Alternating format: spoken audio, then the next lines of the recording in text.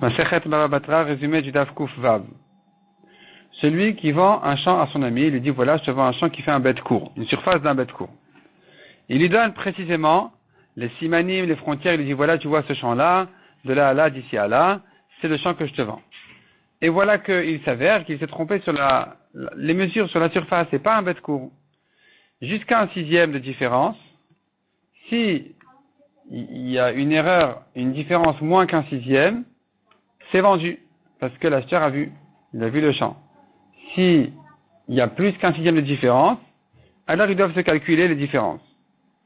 Si un sixième pile, la Gemara nous ramène là-dessus une marloquette.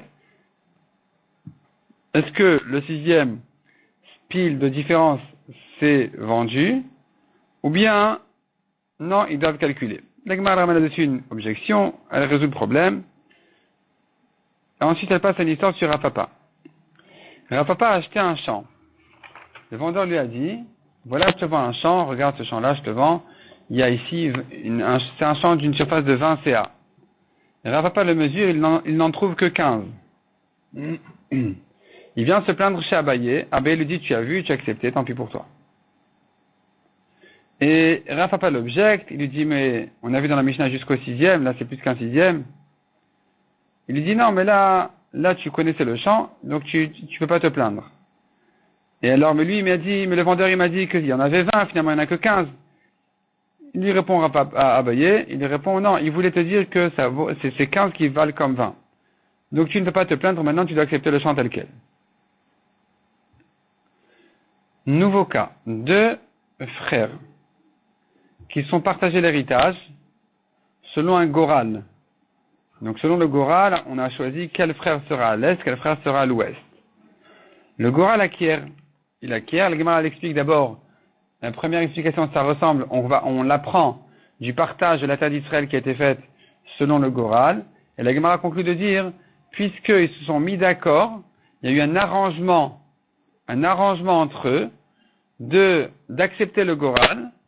Alors, ils ont ce profil-là, chacun de l'autre, d'avoir été d'accord, d'avoir accepté le goral.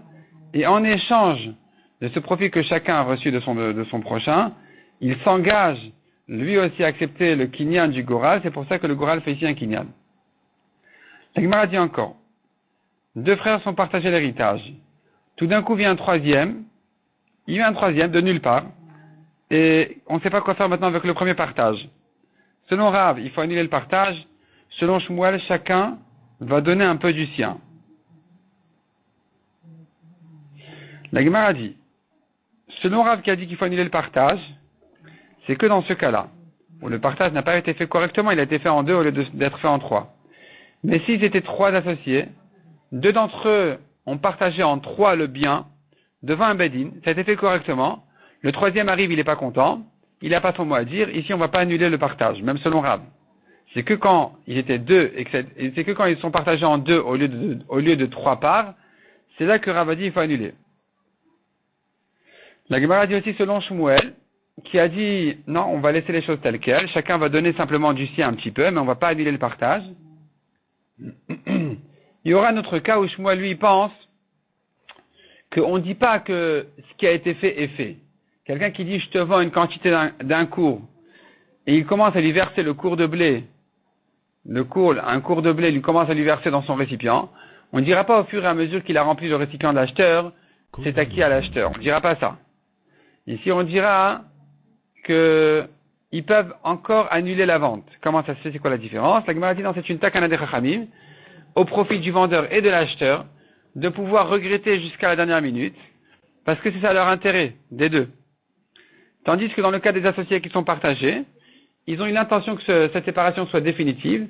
Ils n'ont plus d'intérêt à garder encore un rapport, un engagement à l'un vis-à-vis de l'autre. Au contraire, ils veulent se séparer.